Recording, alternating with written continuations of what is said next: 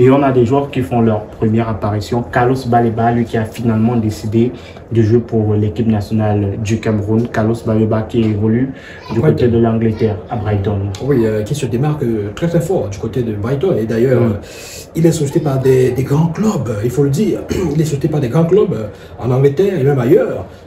C'est une jeune pépite, je crois que c'est 20 ans, Baleba 20 ans, 21 ans, par là. Et il démontre des bonnes choses. Je pense que c'est un joueur qui peut prétendre à une place de titulaire en force, en puissance même, dans cette équipe des Lions du Cameroun, dans ce milieu de terrain, devant la défense pourquoi pas, ou un peu relayeur, ça dépendra. Marc Brice, je crois qu'il a une idée claire, il a supervisé, il a observé, et c'est pour ça, c'est pour ça que travailler c'est important, superviser, aller sur le terrain, regarder et avoir une idée claire de comment est-ce qu'on peut utiliser un joueur. Baleba qui avait été courtisé pendant longtemps par l'ancien staff qui n'avait pas donné une réponse favorable. Et là, on le voit qui vient. Il avait dit qu'il attend encore. Il ne se sentait pas prêt. Ouais, maintenant il est prêt. Voilà, c'est une bonne chose. Voilà, on a également James Eto'o, le joueur qui joue à Potev du côté du championnat bulgare. Lui qui fait également sa première apparition avec les couleurs des Lions indomptables du Cameroun en tant que défenseur. Il est défenseur central en club. Il fera sa première apparition. On a dans cette liste... Oui. On a pensé à Eto'o. James Eto'o, pas Samuel Eto'o. Oui, Babouis a pensé à Eto'o. Non, écoute, donc, dans les traditions bablékiques ou alors africaines... Ça, c'est déjà mystique. Vous nous amenez dans la science occulte de la Yannick Grino. On a convoqué son homonyme. Ouais. Il doit être fier. Et il doit m'arroser.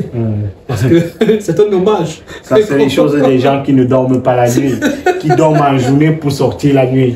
On les appelle les zibous. Bon, en fait, James Eto'o, voilà, je crois que c'est un joueur dont on attend beaucoup de choses.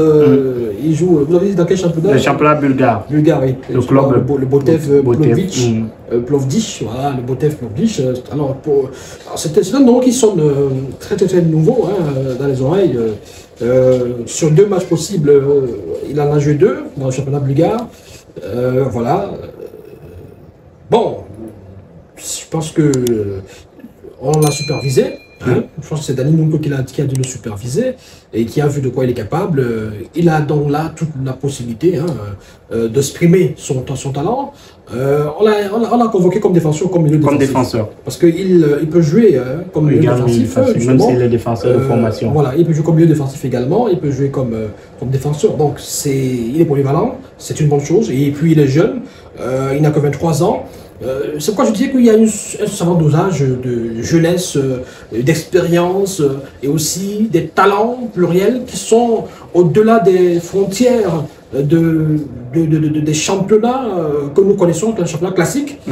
Là, nous sommes en Bulgarie et visiblement, il démontre les bonnes choses de ce côté-là, raison pour laquelle il a été appelé, pour essayer de voir, de juger et de jauger son talent.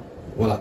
On a également l'arrière gauche camerounais Yvan Dibango qui a été appelé dans cette équipe-là. Lui qui va peut-être arborer les couleurs des Lions indomptables du Cameroun pour la première fois de sa vie. Le jeune, il est âgé de 22 ans. Oui, Yvan Dibango qui joue... c'est en Ukraine, il me semble. En Ukraine, oui. Krivbas. Voilà, voilà, en Ukraine. C'est un jeune joueur, 22 ans. Oui, effectivement, il va être sous la couleur des Lions indomptables A pour la première fois. Peut-être, parce que c'est présélectionné. Oui, bon, écoutez, 27 matchs, joué sur 27 matchs possibles en championnat, en club, je veux dire. C'est-à-dire que dans son club, il a joué sur les 27 matchs qu'il pouvait disputer, il en a joué 27. Donc ça donne une idée claire sur le niveau du garçon, sur sa compétitivité. C'est ça qui est important, c'est qu'il est compétitif. Et il joue là-bas, il est compétitif. Et il évolue au poste de... Arrière droit. Arrière gauche, oui. Arrière gauche, oui. Ailier latéral. Latéral gauche. Et comme latéral gauche, c'est très important. Il a marqué un but, et il a délivré 7 pas décisifs.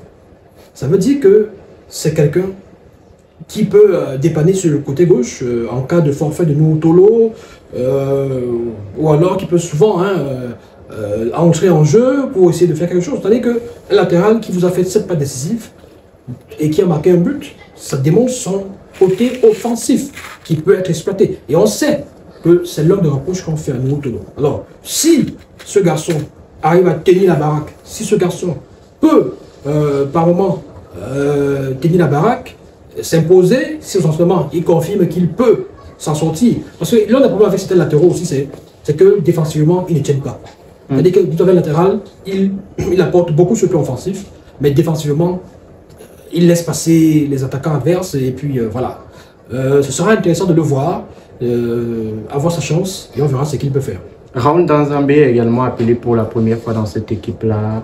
Le joueur âgé de 19 ans seulement qui évolue du côté du Qatar Sport Club.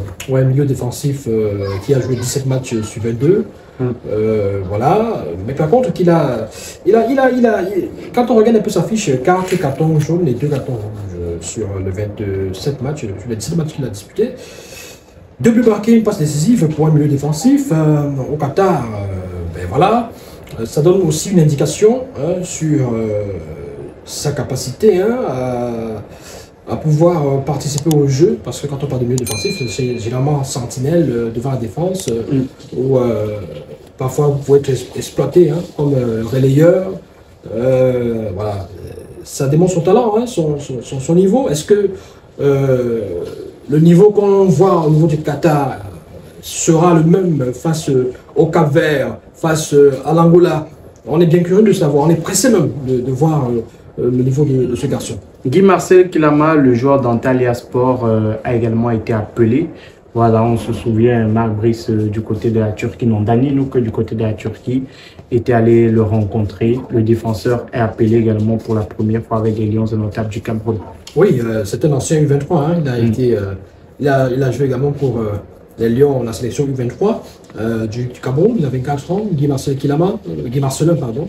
1m82, c'est une bonne taille, c'est un joueur qui est en forme en plus, parce que il évolue à Antalya Sport en Turquie.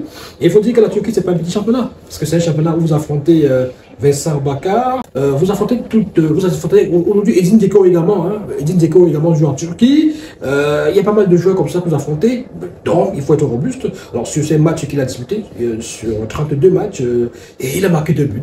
Et défenseur central, il a mis 2 buts, il a mis une passe décisive, 4 cartons jaunes dont il a écopé. Oh, vous voyez, quand on demande aux sélectionneurs de travailler, c'est ça aussi. C'est-à-dire qu'il y a des joueurs camerounais à travers le monde. Il faut les faire découvrir. Il faut leur donner la chance. Parce qu'en fait, chaque joueur camerounais qui évolue à travers le monde doit avoir sa chance du moment où il prouve, du moment où il est performant en club. Il doit avoir sa chance. Maintenant, ceux qui ont déjà eu à prouver, même s'ils ont des difficultés, par moment, on leur fait confiance. Je connais le cas de certains joueurs. Vous avez vu Giroud en France.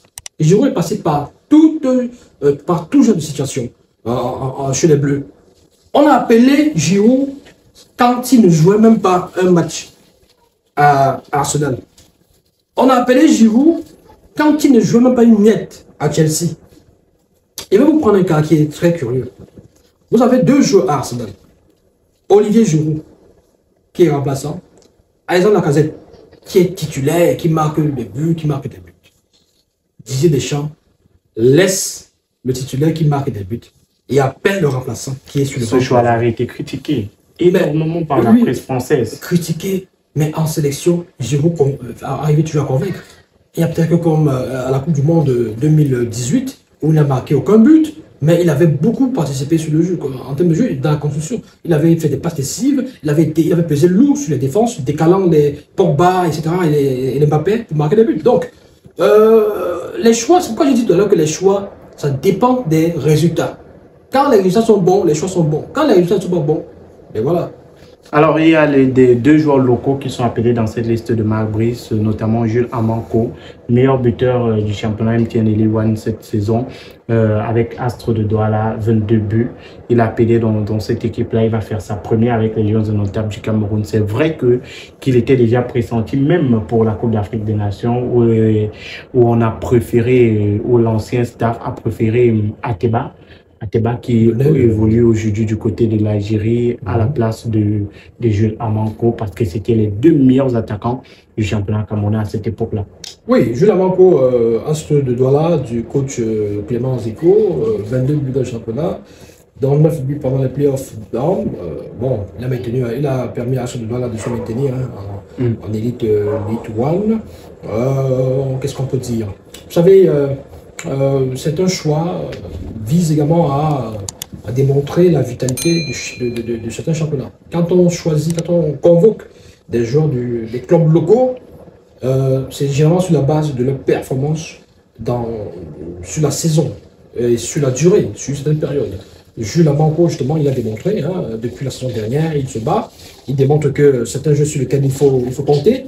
Maintenant, il n'est pas forcément convoqué pour aller être titulaire au sein des Lions, où il le fera peut-être face à Boca Vincent, Choupo-Moting, etc. C'est davantage aussi pour l'encourager et le mettre en lumière. Il pourrait aussi, on ne sait jamais, parce qu'en fonction de la philosophie, la physionomie de certains matchs, on peut également te lancer dans le bain.